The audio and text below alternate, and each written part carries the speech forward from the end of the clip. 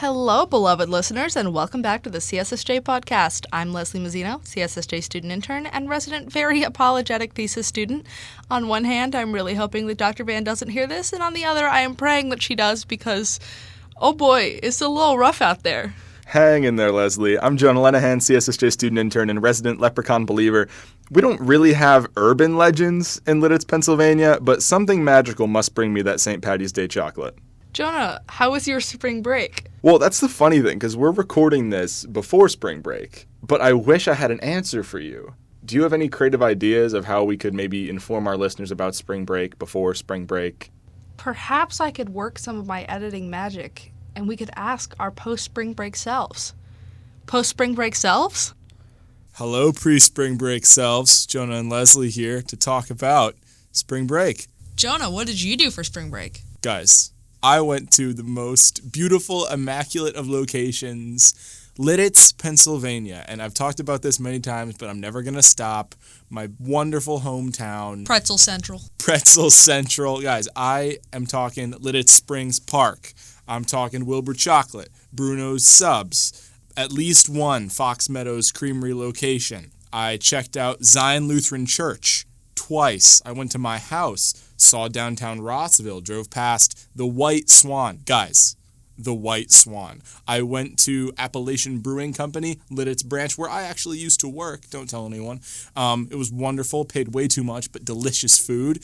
I had perhaps the happiest spring. I had a fire in my backyard with friends. A fire. Controlled fire? An actual fire, yes. And my this cherry time tree. not the burning down of the forest that we've discussed before? No, okay, good. I'm glad you're improving, Jonah. I'm always improving and growing and learning, and that's what spring break was about, really, because I did so much, and I had so many wonderful new experiences in places where I've been a million times. And I got to see people from high school, guys. I mean, that's like the big leagues. High school. Big throwback, yeah. So I saw those people, and my one friend got new sunglasses. So That's that pretty was sick. You got a haircut. That was pretty cool. I got a haircut at Great Clips in Ephrata. Highly recommend. I had a great hair barista. What do you call them?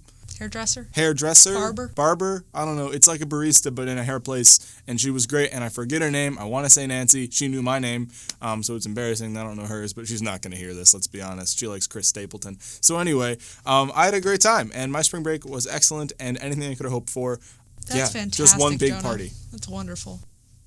Leslie, how was your spring break? I went to Rome. I saw the Pope. It's pretty chill. Oh, yeah, I'm glad you had some time to just reflect and spend time with yourself. I won't say it was a vacation. We have a saying in the Mazzino family. I say it's in the Mazzino family. It's my sister and me. We have a saying that the Mazzinos don't take vacations, we take trips. So read into that as you will. But yeah, I was pretty sick. Saw the Pope, my buddy, Pope Francis. Shout out.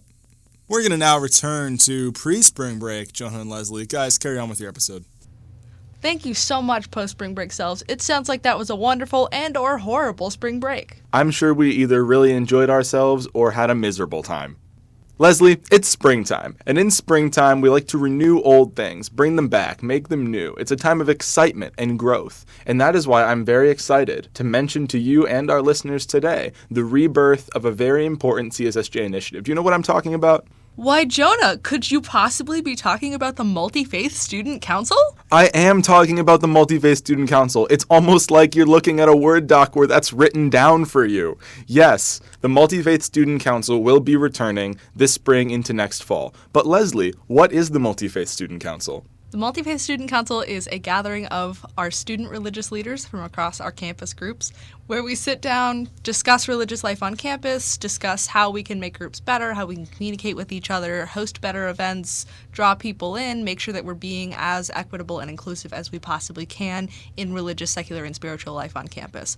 It's been a little bit slow lately, but we are so ready to get back into this and make sure that we are really doing our best to support every student on this campus, regardless of your religious, secular, or spiritual identity. Now, why are we talking about this on the podcast? Why do we want all of our listeners to hear about the return of the Multi-Faith Student Council? Well, Leslie, there's a couple reasons.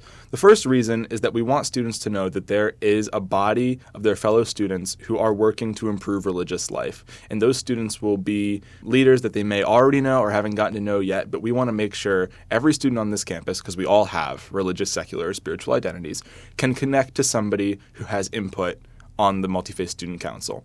That's reason number one. Reason number two is this.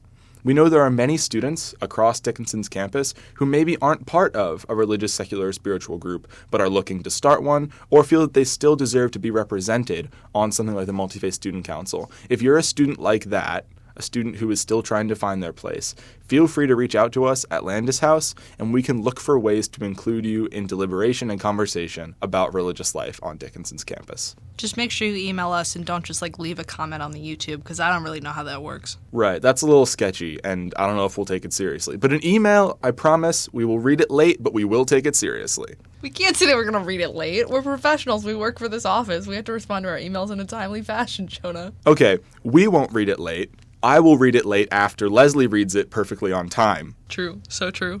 So today, who are our guests? Who are we dealing with? Our first guest, well, Jonah, since you're the interviewer, would you like to introduce your interviewee? Yeah, I can. I just wanted to give you something to do. Ajla Salkic is the vice president of the Muslim Educational and Cultural Association. She is a dear friend of mine. We're going to have such a fun and engaging interview. I think there will be something in it for everyone to enjoy and learn. I'm very excited to welcome Ajla to the podcast for the first time. Who knows? Maybe she'll be back. Leslie, who are you talking to today? In my mini interview, I will be speaking with my beloved roommate, Whimsy Mark-Ockerbloom, light of my life. Whimsy is an absolute joy to speak to and an incredibly interesting person on so many levels, and I cannot wait to have a wonderful conversation with him about his religious identity, his family, his interests, all those good things. Whimsy is a fascinating guy. When I see Whimsy on campus, I'll kind of want to do that casual nod or wave, and Whimsy will usually, even across a great distance, point at me with one finger and say, Jonah Lenahan, and then I have no choice but to point back and say, Whimsy! And I never remember Whimsy's last name, but I will someday. Anyhow, very excited to hear from Whimsy today. Interesting guy. If there was ever a man that I would describe as a creature, it would be Whimsy. Whimsy's a real creature. Sometimes I think Whimsy is a figment of our imaginations. Now, I think it's time for us to go to Molly. Molly will be corresponding for us from somewhere out there in the world. Molly, correspond away. Today at noon, CEAS will host the Sustainability Expo on Britton Plaza. There will be tabling, games, prizes, shopping, and more. Everyone should see how Dickinson and Carlisle are involved in environmental protection and preservation. Personally, I'm hoping they have balloon animals there. I love balloon animals. Molly, how can you make balloon animals sustainable? They're made out of rubber. I just don't see it working. You could return the balloons when you're done. I mean, maybe they can be recycled. Or they could make balloon animals out of glass instead of rubber. Molly, let's move on. Okay, yeah, I was thinking that. On Thursday at noon, students from the Performance Studies and Chamber Music programs will put on a noonday performance. It promises to be a relaxing midday concert for students of all stripes, musical and non-musical, to enjoy. Whether you're a reluctant men's a cappella kid like Jonah, or a movie soundtrack fanatic like Leslie, there will be something for everybody to love. I would define myself as more of a barbershop quartet guy. Molly, have you seen his hat? That straw hat he wore with his fake mustache and seersucker suit? Iconic. Molly, did you know that during COVID, Leslie did a project where they recorded every instance of the Force theme in every Star Wars movie? You two make so much more sense as co-hosts than you even know. Also, on Thursday at 6 p.m., Sigma Lambda Delta will host a vision board workshop in Landis House called Manifesting Your Dreams. This is a time to explore your goals and aspirations in a supportive environment. That actually sounds like a great way to plan and brainstorm. Molly, do you want to go with me? I'm more of a fly-by-the-seat-of-my-pants kind of gal, but thanks for the offer. Jonah, are you going? No, Molly, I'm not big into manifesting, thank you very much. It all sounds like superstition to me. Right, so manifestation is superstition, but prayers of intercession are perfectly reasonable? Whoa, you got something to say, friend? Moving on! Thursday night at 7 in ATS, the Clark Forum will host Subhash Kulkarni, a scientist from Harvard Medical School, to talk about the enteric nervous system and how his research team has illuminated the mysteries of this very confusing part of the human body. I don't know about you guys, but all I know about my nervous system is that it's where the butterflies in your tummy come from before speaking at the Clark Forum. Good luck, Dr. Kulkarni.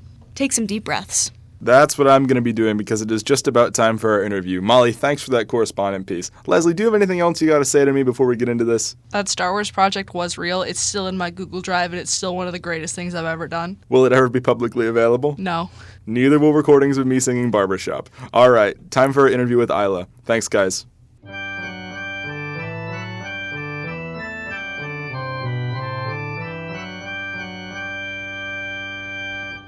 Welcome back, everyone. We are joined now by our main interview for this episode, my dear friend and Vice President of MECA, Ajla Salkic. Ajla, welcome to the CSSJ Podcast. Whoop whoop! Thanks, Jonah. First and foremost, I just want to thank you for having me. Obviously, it's always great to talk to you. This just happens to be recorded, so. Yeah, we were walking over here and you were like, you know what, we're just going to talk like any other day and I don't need to be nervous, and it's the same thing as any other conversation the two of us have had. We've had a lot of great conversations. For those of you listeners who don't know, Ajla and I have been friends since we got here.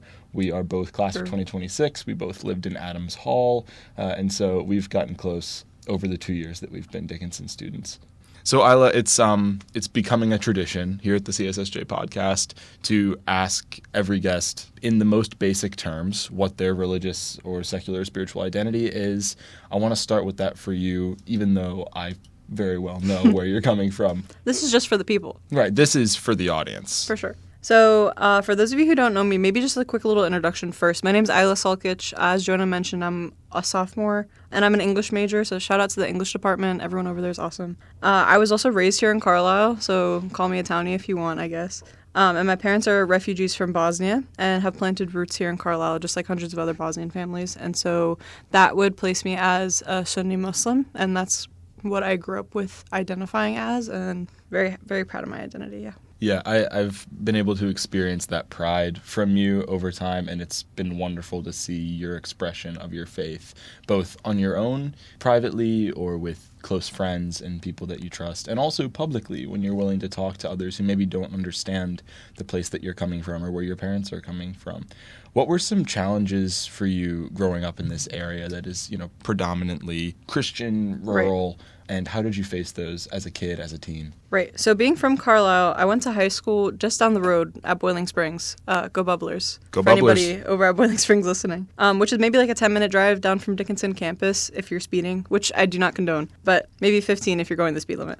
So being raised in Carlisle, it isn't exactly as, I guess, polished or refined as I have experienced here at Dickinson. Growing up, for those of you who are listening and may not know me, though I am Muslim, I do not wear the hijab, so I'm not necessarily outwardly visibly Muslim. And coming from Bosnia, it's Eastern Europe, so everybody's white. So just walking around, you can't pin me as, and I put in air quotes, to look Muslim. Just as the West, a lot of people assume that if you are Muslim, you are then Arab. Right, which it's the racialization of Islam. Exactly, right. Yeah. And so honestly, growing up, if I didn't tell anybody that I was Muslim, which I didn't do for the most part of my life, nobody could really tell. And it was something that was both an advantage and a disadvantage in its own right. Advantage socially, because nobody could really pinpoint you out and, exclude you from anything. Yeah, I hear what bullying you're saying. happens with everybody. But, if you're different, you're different for whatever reason. But a disadvantage because it almost discredits your own faith. You almost feel like you're not blank enough, whether it's you're Christian, whether you're Muslim, whether you're coming from a foreign country.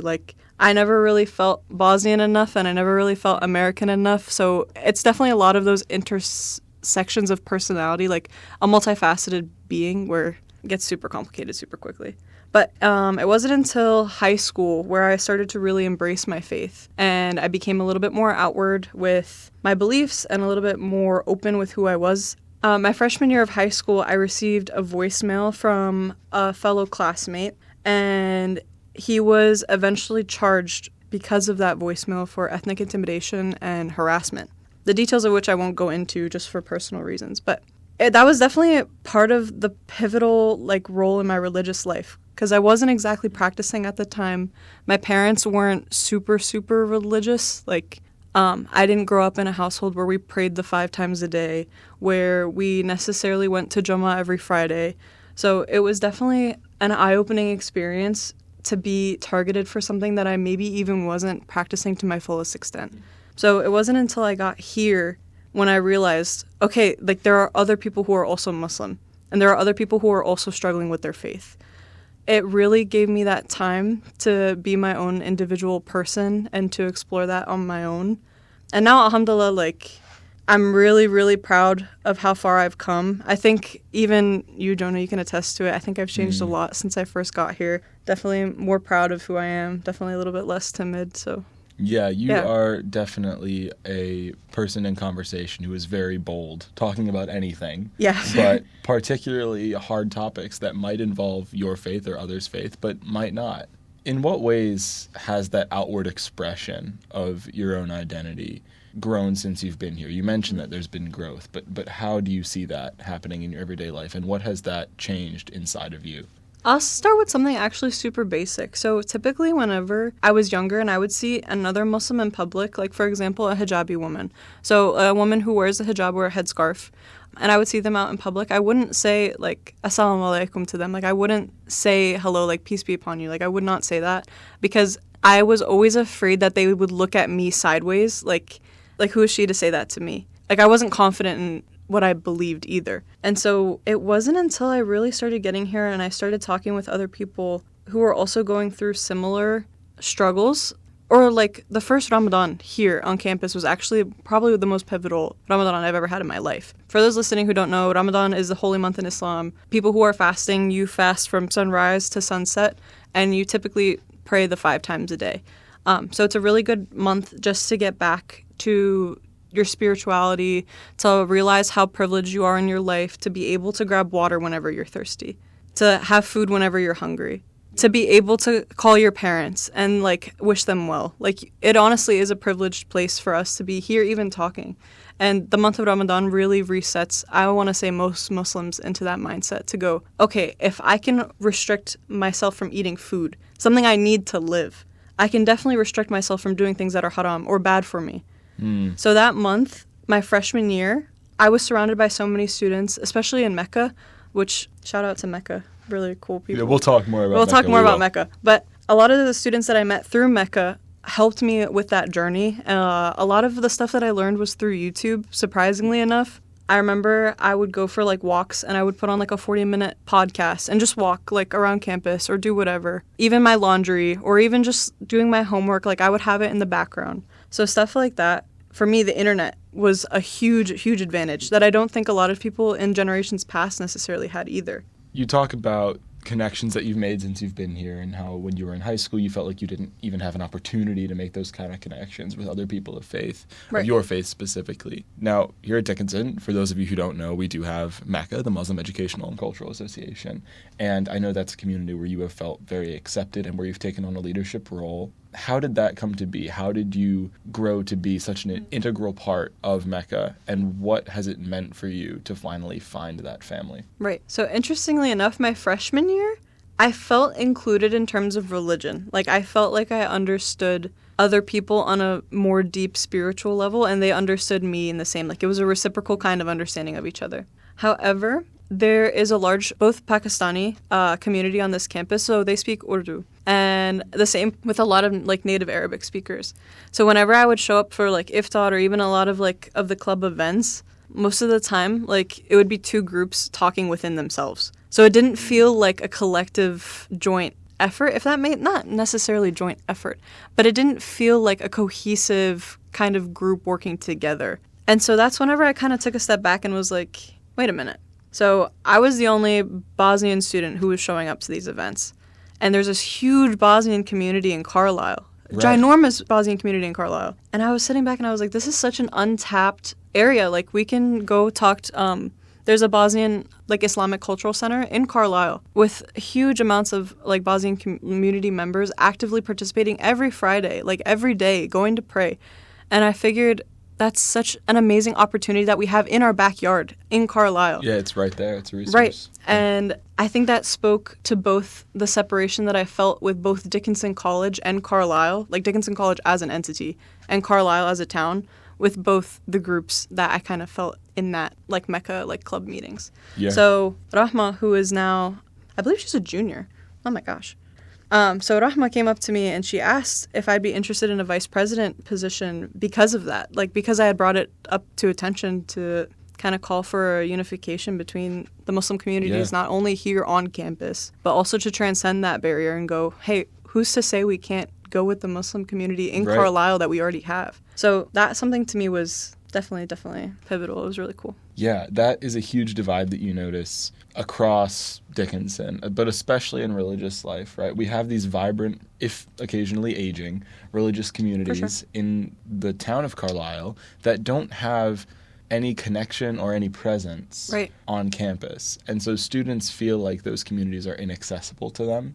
And if you're a student who maybe doesn't perfectly fit the mold of an existing campus student group, whether for language reasons 100%. or for denominational reasons or because of some other identity that you feel is in conflict with the group, that option to find support in Carlisle, while it may be there, does not feel present for many students. 100%. And so part of our role at the CSSJ, and I'm glad that you've done this through MECA, is to make those connections.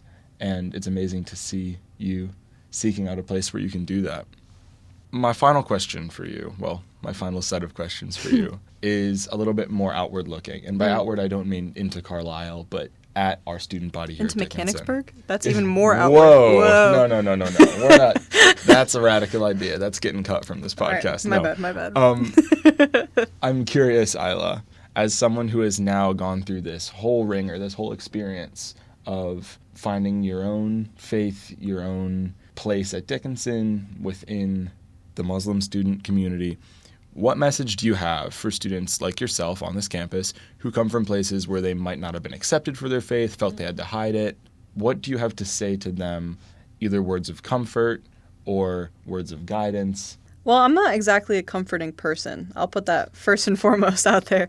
You can be. But you call it the ringer, and I'm only in my sophomore year, which is an interesting perspective, an interesting take on it. A lot has happened in only 1 year, which I think maybe is where you can find solace, where you can find the guidance, is to look back and go, hey, a year ago, I was a completely different person, and you can be okay with that.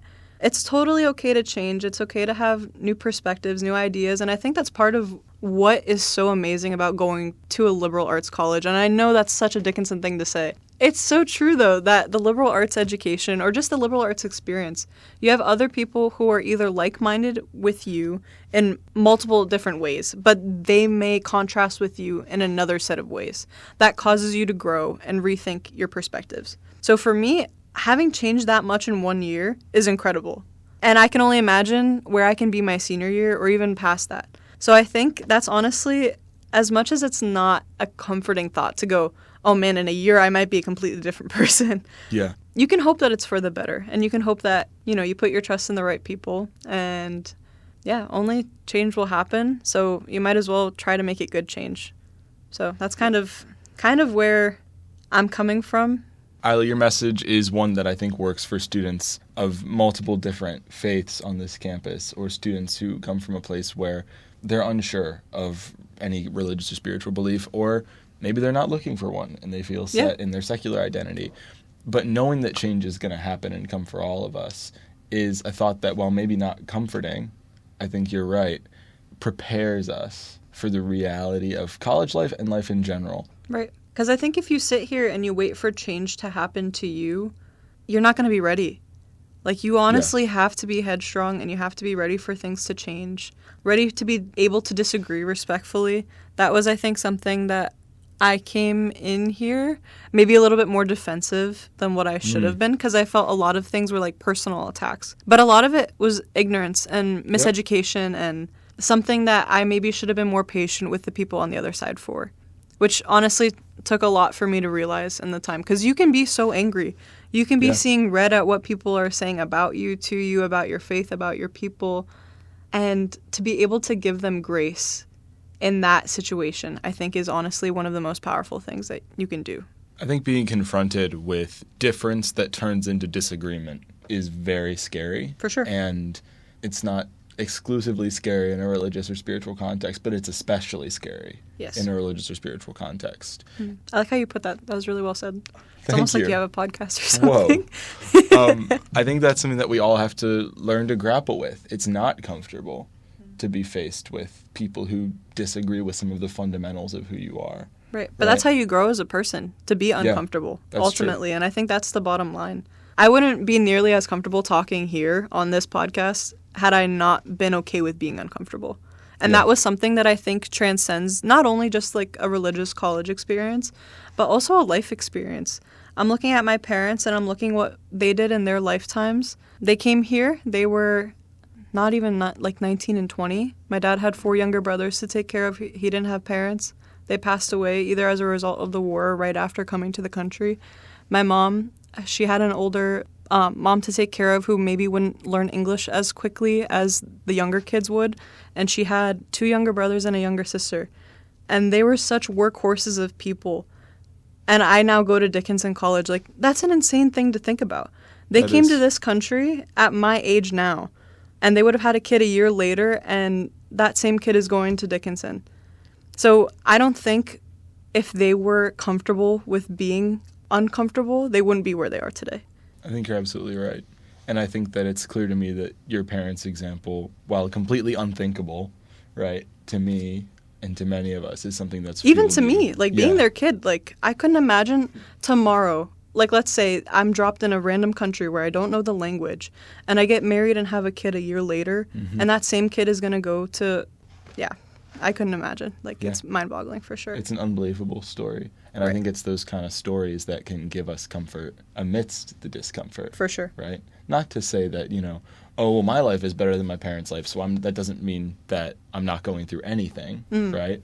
But it does mean that it highlights there's a different struggle. And it does. It does highlight a different struggle, and it puts things in perspective. Right, because they'll never live my life, and I'll never live their life. Exactly. But I owe everything to them because their entire life was for me, if that makes sense. And I think that's a pretty highly Islamic way of thinking. Like, a lot of my friends who are Muslim also have the same mindset of, my parents gave me everything, so I owe it all to them. Especially ones who come here as first-generation Americans like I am. It's an even scarier thing. Your parents may not know how to navigate even the college setting. I remember filling out my college applications by myself. My FAFSA, me and my mom were, oh my gosh, she's going to get a kick out of this one. Her and I were sitting and I was like, Mom, line 22, what does line 22 say? And she was like, where's line 22? Which I think is just the universal college experience of filling out the FAFSA. No, but anybody struggles with the FAFSA. I think it's even funnier with foreign parents. So it definitely highlights and lowlights a lot. Well, Ajla, it's been wonderful talking to you. I'm sure you'll be back. Oh, yeah, I love our probably. conversations, recorded and unrecorded. So, Well, thanks so much for joining us today. Thank you for having me. I appreciate it.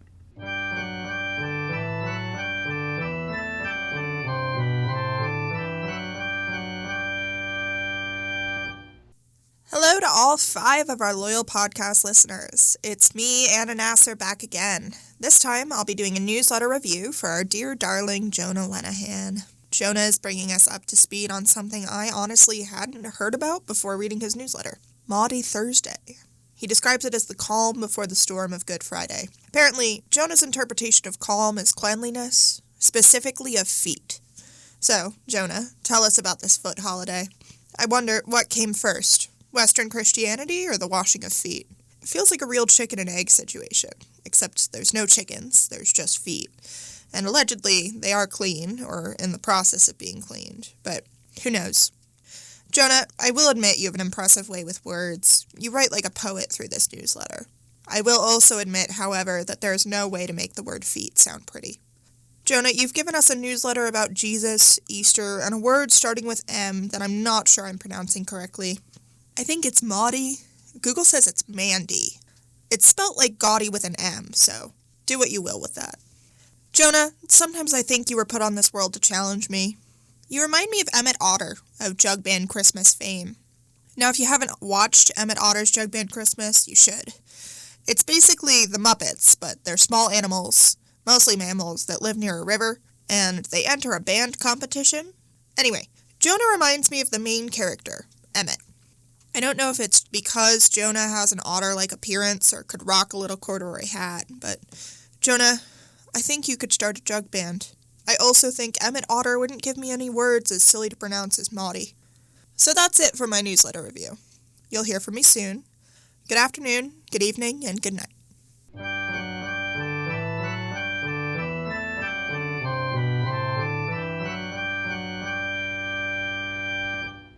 Joining me today in the studio is my beloved roommate, my bestest friend, Whimsy Mark-Ockerbloom. Hello, Whimsy. Howdy, howdy. Would you go ahead and tell me about yourself, your religious, secular, spiritual background, your upbringing, your academic interest, whatever you feel is most important for us to know about you? That is so wide-reaching, and absolutely I will. So I am a senior at Dickinson College right now. I am majoring in environmental science. I grew up to a Catholic father and a mostly atheistic mother, but I grew up going to church and to Sunday Mass most of my life. I did the whole Catholic thing. I got baptized, I got confirmed, and then I had a really bad time with it, and I dropped out, and it turns out I was super transgender, so that happened, and then figured myself out over the course of a couple years, partied around a little bit with the Satanic Temple. Through them and various religious classes that I had here at Dickinson College, I came into more of what I understood to be my religious setting. I currently identify as vague. Something, for sure. Certainly something is approximately my religious outlook. I approach from a more spiritual lens, and currently my spiritual and religious orientation is dedicated to the questioning and interrogation and investigation of different faiths, beliefs, and ideologies. So what I will do is I will show up at weird places and inopportune times and ask people questions, especially individuals that like to show up and preach on campus. I love to show up there, and I have a whole document full of questions that I love to ask them about all their ideas stemming from their faith, personal experiences, and beliefs. And that's generally what I do, is I like to figure out why people believe the things that they do, if they are the more extreme side of things, or even if they're perfectly normal people that have normal ideas. So you're not a religion major. No. Why? There's too many credits to take in environmental science. I'd love to be a minor, though. Maybe the department should give me that. I'll put in a good word for you. Thanks, boss. What is the most interesting experience you've ever had asking someone random about their religious identity? Definitely the time I asked a fella named Bob all of my, document full of questions, and he asked me questions in return, and I said that I had a Satanist background, and he very quietly took me aside away from his children who he had with him as he was evangelizing, and asked me very, very covertly, "Do you eat children?" And no, I don't. No. And I told him that. And he went, "Oh, okay. But some of them do." No. We don't. No. But that was probably my favorite, was that he shushed his kids away for a hot second just to check and make sure. Yeah. Pretty great experience, though. Love that dude. Hope he's doing well. He's not. He's not. No. So I know you obviously better than many of our listeners. I would say perhaps all of our listeners, except for maybe your dad. Almost certainly and horrifyingly, yes. You have a great love and respect for your dad's love and respect of Catholicism. And I know that you have found many opportunities to bond with your father over that love of Catholicism and interest in religion. Do you want to talk a little bit about, father-son bonding and how it's brought you two closer together? Absolutely. So it's not exactly what you'd expect, having a very queer child that is interested in Satanism and, kind of poking the beast as I, ask extremists about their political positions and their religious influences. But my dad and I do have, number one, a great relationship. Hi, Dad. And number two, we both love Catholicism so much. Probably from different sources. Again, my dad is more into the practicing and believing part of it. Your dad is a Catholic. My dad is an active Catholic. I more just think it's neat. Big fan of the architecture. Love the music. Fantastic dress code. Just a good time all around. So yeah, my dad is very much a Catholic. Religion is really important in my dad's life. He has been attending church every single Sunday for as long as I can remember. He is part of the church choir. He also cantors for the masses. For those who don't know, that's basically introducing the next hymns or songs that are going to be sung and leading the congregation in the refrains of those songs. So music and religion are kind of merged there, and they're really important parts of my dad's identity and my dad's passions. And they've kind of become very important in my identity as well. I was brought up going to church every Sunday, singing. Both my parents are singers, so, kind of I had to become a singer. That just kind of happened. But my dad has not just gone to church every Sunday. He's also really done the work for understanding his religion. He is very passionate about understanding things and knowing why things are the way that they are. So he has a lot of historical knowledge of Catholicism. I absolutely love whenever we're on a road trip, I can just be, thinking about something random, throw out a question to my dad, and he'll be like, oh, this is the ecumenical council that discussed this. This is the ecclesiastic background that's going on here. And I'm like, that's awesome. That's just awesome. That's just super rad that What you a can cool just dad. What a cool dad that you can just pull out. Oh, yeah, hold on. Let me pull out the 1792 ruling on this exact bit of Catholicism. Let me talk about each schism that occurred as we went through the Reformation. Like, what a guy. So he has also been really open to learning. And I think that's what has brought us together so much, is that we are both very curious people and we both really like to learn. So he doesn't get bothered when I ask him a bunch of weird questions, as I am wont to do. He really likes to find out things as well. Literally, as we were returning from spring break, I turned to him in the car and went, hey, why do churches tend to have red doors?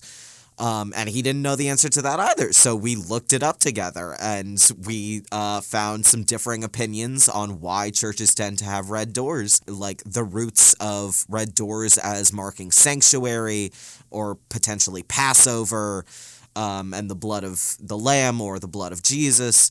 So we really like finding things out and getting to enjoy the historical and theological roots of different practices and parts of Catholicism. So that's really the love that he's fostered in me, is a love for understanding things and learning more. And it just so happens that we both think that religion's a really fun fandom to be in. So that's the one that we particularly focus on figuring out all the lore for and the various, inter-fandom dramas. Yeah, this is how I can tell that you're a child of the 2000s. Absolutely. Do you have any advice that you would give to students at Dickinson, or just people more generally who maybe grew up in a faith tradition, moved away from it, but also are still interested in it in sort of a more academic lens? People who are in the same boat that you were in, who want to find their space, and also people who maybe have not always found themselves accepted in a religious tradition because of other parts of their identity, such as being trans. Yeah. One of the reasons that I moved away from Catholicism initially was because I was going through major changes in my identity and, well, not changes, but realizations in my identity that did not necessarily mesh with some of the ideas that I was seeing coming through the Catholic Church. So I fully understand folks that decide to fully move away from religion or just move away from the faith that they grew up in. I think the advice that I would give would be to take the time at Dickinson to explore things. Multi-Faith Week, or the union of different spiritual and religious identities on campus. And secular identities. Identities. I apologize. Thank you. I think that's one of the best things that Dickinson does here, because it is an opportunity to get to step into a number of different faiths, not in the absolute deep end. You're not going to be expected to, sing every part of the hymn or do every motion in the prayers. The week is an opportunity for people to explore different faiths that they're either not a part of or have heard only a little bit about or have moved away from, and get to experience them in a very neutral setting, a very welcoming space where it is expected that you will not know what's going on, that you will not really believe or be a part of what is happening, but that you can appreciate it and respect the people in that space. So if you have any interest in any of those religions or practices, you can enjoy them and see how it feels to you. I think it's a great opportunity for people to learn and explore. And I think that's really what college is an opportunity to learn and explore. I absolutely recommend taking like a 100 or 200 level religion class, especially one that intersects with a field that you're more interested in.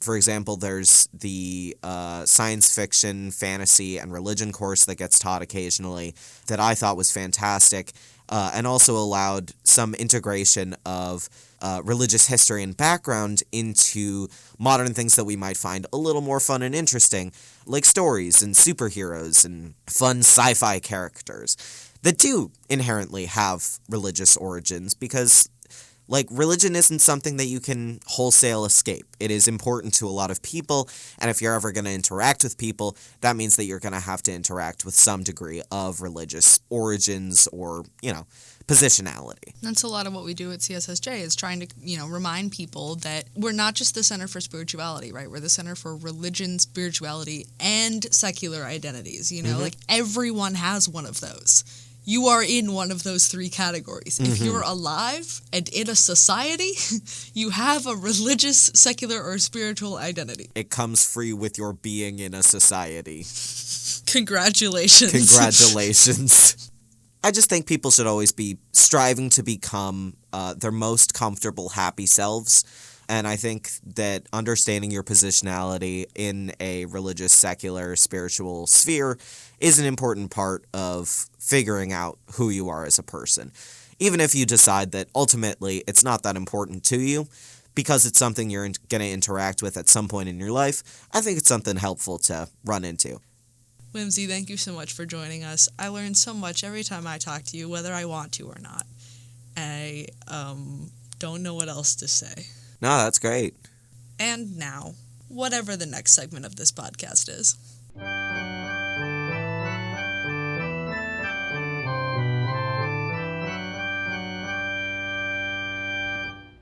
Leslie, have you enjoyed making this episode of the podcast with me?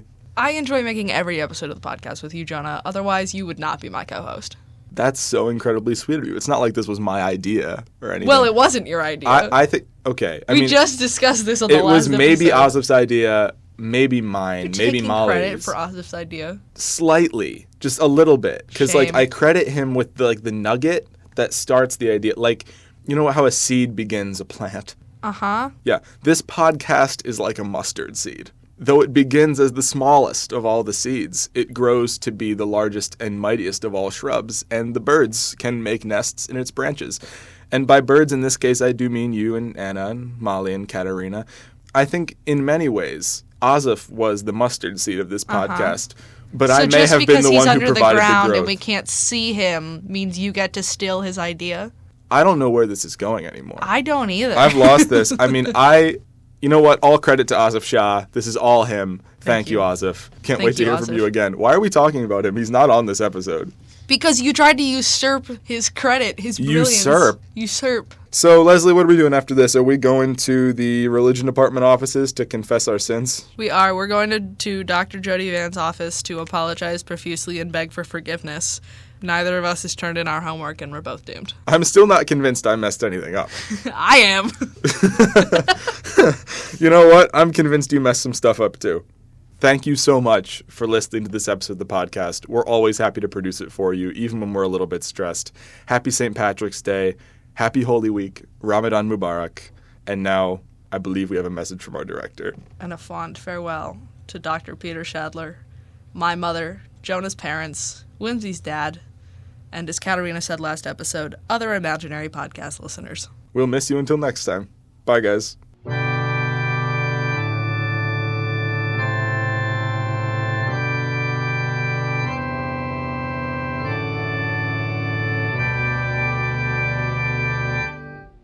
And now, a message from the director of the Center for Spirituality and Social Justice. This week's episode of the CSSJ Podcast is brought to you by Whimsy Mark-Ockerbloom, who was originally intended to host a recurring Man on the Street segment for this program. Thank goodness Leslie never gave him that tiny microphone. Welcome to Ajla Go Bubblers Salkic, who we hope to hear again on the podcast soon.